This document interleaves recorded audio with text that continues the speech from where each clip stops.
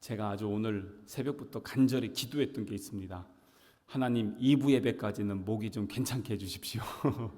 금요일 날 저녁에 그 말씀을 이제 전하는데 에어컨 바람이 바로 딱 하잖아요. 그럼 목이 이렇게 상태가 안 좋아져서 아프다. 그래서 그 토요일부터 마스크를 쓰면서 관리를 좀 했는데, 여름이 되면은 에어컨 바람 때문에, 겨울이면은 히터 바람 때문에 이 앞에 서 있으면 항상 목이 좀 이렇게 어려울 때가 있는데, 그래서 2부 예배까지는 그 목소리가 좀 잘 나와서 감사했고, 지금 약간 허스키하지만 그래도 목만 그런다는 거 그래도 감사합니다. 맥주감사 주일입니다. 전반기 되돌아보니까 하나님의 풍성한 은혜였고요, 또 후반기를 바라보면서는 하나님을 향한 소망과 기대감을 가지고 우리가 다시 한번 이 자리에 섰습니다. 참 되돌아보면 은혜 아닌 게 없어요. 너무너무 감사해요. 예수님을 만난 것도, 그래서 이 자리에 함께 있는 것도, 우리가 목장 예배를 통해서 서로 주 안에서 교제할 수 있는 것도 하나님의 은혜인 줄로 믿습니다. 저희가 보리를 추수하진 않지만 지난 시간을 되돌아보면 그래도 많은 열매가 있었음을 보게 됩니다. 우리의 시간들, 우리의 건강들, 또 우리의 가정들, 우리의 자녀들, 또 우리가 소망하는 것들에 하나님께서 함께 해주셨잖아요. 그 자체가 열매입니다. 하나님 인도하셨죠? 그 자체가 감사의 고백이 될 수 있는 것입니다. 그래서 되돌아보면서 감사하고 앞으로 나아갈 그 일들을 향해서 소망하며 감사할 줄 아는 것, 그게 바로 예수님을 믿는 믿음의 신앙인 것이죠. 그래서 이렇게 맥주절은 첫 열매를 하나님 앞에 올려드리는데, 그게 어떻게 되냐면 추수를 할 때 다 추수한 다음에 이렇게 일부 떼서 드리는 게 아니고, 추수를 할 때 첫 번째 가장 잘 익은 거 있죠? 그거를 떼서 하나님 앞에 드리는 겁니다. 그럼 어떻게 되냐? 아직 나머지 수확 안 했거든요. 그런데 첫 열매가 아름답게 맺혀졌듯 이후의 모든 열매들도 하나님께서 아름답게 맺혀 가실 것을 믿고 드리는 겁니다. 그러니까 다 하고 나서 계산해가지고 야 이건 이렇네 얼마네, 그러면 요만큼만 드려야 되겠네, 이게 아니라는 겁니다. 그게 아니라 하나님의 것은 먼저 드리고 그 이후에 내 삶을 하나님께 맡기는 신앙, 그게 바로 이 맥주절인 것입니다. 첫 열매를 드리는 것이죠. 근데 이게 오늘 이 성만찬하고도 아주 긴밀한 연관이 있습니다. 왜냐하면 우리 예수님께서 이 땅에 오셔서 공생애를 하시고 죽으시고 부활하시죠. 그리고 나서 뭐라고 하시냐면 잠자는 자들의 첫 열매라고 하십니다. 맥주절의 첫 열매를 하나님께 드렸듯이 하나님은 첫 열매를 우리에게 주셨습니다. 예수님이시죠. 그래서 우리 예수님이 이 땅에 오셔서 우리에게 생명 주시고 구원 주시고 하나님의 권능을 부어주셔서 우리가 하나님의 자녀로 살게 해주셨잖아요. 그래서 이 첫 열매라는 것은 참 소중한 것입니다. 그래서 열매를 드린다는 것은 무엇입니까? 내 삶의 소유는 하나님의 것이다. 이 기업의 주인은 하나님의 것이다. 이것을 통해서 주님께서 공급하여 주신, 오전에도 잠깐 말씀드렸지만 우리는 심고 잡초만 뽑지만 하나님은 하늘의 해와 달과 별들, 바람과 수많은 것들을 통해서 경작하고 자라게 해주셨음을 하나님 앞에 인정하고 하나님께 감사의 고백을 올려드리는 것입니다. 그렇기 때문에 이 감사는 범사에 감사할 수밖에 없는 것입니다. 우리 예수님께서 이 땅에 오셔서 첫 열매 되어 주신 것은 그 다음에 무슨 열매가 있습니까? 그 다음 열매가 있고 또 다음 열매, 또 다음 열매가 있는 것을 우리에게 보증하여 주시는 것입니다. 아까 말씀드린 것처럼 첫 수확을 갖다가 해서 하나님 앞에 드렸잖아요. 그럼 그 다음 열매가 맺혀지는 것을 믿음으로 드리는 거죠. 마찬가지로 예수님께서 이 땅에 오셔서 첫 열매가 되어 주신 것은 그 다음 열매들이 계속해서 이어진다는 것을 우리는 확증하고 믿고 있습니다. 그래서 이 첫 열매 되신 우리 예수님의 그 은혜가 너무 큰 거예요. 왜냐하면 큰 공장에서 요만한 제품을 만들어도 하나를 만들어 놓으면 우리는 이 제품이 어떤 것인지를 확실하게 알 수 있습니다.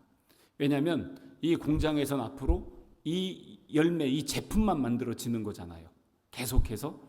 마찬가지로 우리 예수님이 우리의 삶과 죽음의 모델이 되어 주십니다. 첫 열매이기 때문에 샘플링이죠. 근데 모델이 돼요. 그래서 예수님이 어떻게 사셨는지, 예수님이 어떻게 죽으셨는지, 예수님이 어떻게 부활하셨는지, 어떻게 승천해서 하나님 나라에 가셨는지, 그게 예수님이 우리의 모델 되어 주셨습니다. 그럼 우리는 어떻게 삽니까? 첫 열매 되신 예수님을 따라서 살고, 예수님과 함께 죽고, 예수님과 함께 부활의 영광을 누리고, 예수님과 함께 영원한 하나님 나라 소유하면 되는 것입니다. 그만큼 예수님의 첫 열매는 우리에게 그만큼 중요한 것입니다. 이 맥추절의 첫 열매를 올려드리는 것 안에는 이러한 신학적인 그리고 신앙적인 고백이 담겨져 있는 것이에요. 그래서 이 오후에 우리가 함께 모여서 이렇게 성만찬의 은혜를 나눌 수 있다는 것은 너무나 은혜로운 시간입니다. 그냥 매월 첫 주에 오후에 드리는 그러한 이 성만찬이 아니라 맥추절에 드리는 첫 열매를 올려드리고 부활의 첫 열매 되신 예수님의 살과 피를 먹을 수 있다는 것, 그게 우리들에게 얼마나 큰 은혜이고 감사이겠어요? 그래서 우리 예수님께서는 이 돌아가시기 전날 밤에 이것을 행하여 나를 기념하라 라고 그렇게 우리에게 말씀을 해 주셨습니다. 그렇기 때문에 이제 우리는 예수님의 살과 피를 먹고 마시면서 주님의 생명의 잔치에 참여할 수 있게 되는 것입니다. 얼마나 크신 은혜입니까?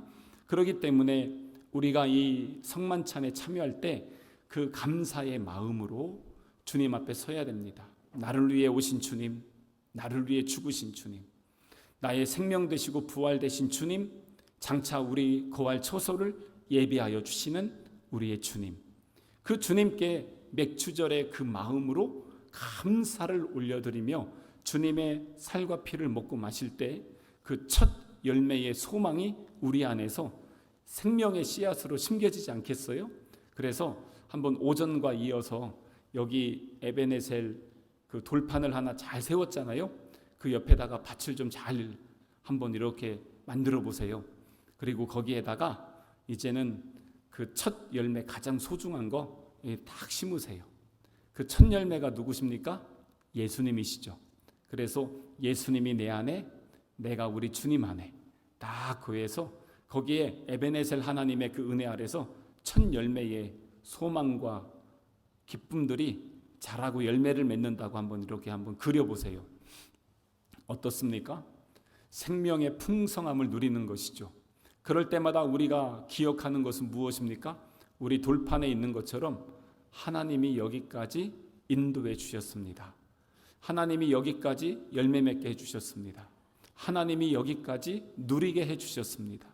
그리고 하나님께서 앞으로도 여기까지 간섭하시고 인도하여 주실 줄 믿습니다 하는 그 고백을 드릴 수가 있게 되어지는 것입니다. 그게 바로 오전에 잠깐 말씀드린 범사에 감사하라, 이는 그리스도 예수 안에서 너희를 향하신 하나님의 뜻이니라 라고 우리에게 그렇게 명령하여 주시는 것입니다. 그래서 이 감사는요 계속 나눠야 됩니다. 오늘 좀 나누셨어요? 감사하면서 감사의 제목을 나누고, 저 사람에게는 이런 감사가 있구나. 조건적인 감사가 아니라 하나님의 은혜로 인한 감사. 그 감사를 자꾸 나눌수록 그 안에서 하나님이 기뻐하시는 열매가 맺혀집니다. 그래서 예전에 한번 말씀 나눴지만 그 암 환자 있잖아요. 암 환자도 깊은 감사를 드리면 그 안에서 뭐가 나오냐면 엔돌핀이 나온대요. 근데 엔돌핀이 뭐냐면 이게 이 진통제잖아요. 의학적으로도 하면은 저희 그 박준명 전도사님 아버님이 지난주에 갑자기 사기 폐암인데 폐암이 아니라 전신에 다 퍼졌더라고요. 오늘 얘기를 들어보니까. 그래서 이제 마지막 때를 준비하면서 이제 하고 준비를 하고 있는데 그 몰핀을 맞아도 고통이 올 수 있잖아요. 근데 감사할수록 고통이 줄어듭니다. 다른 말로 하면 감사하면 하나님이 우리 안에 새 은혜의 역사를 창조해 주시는 것이죠. 그래서 좀 기도도 해주시고 우리가 계속 감사를 나누어야 됩니다.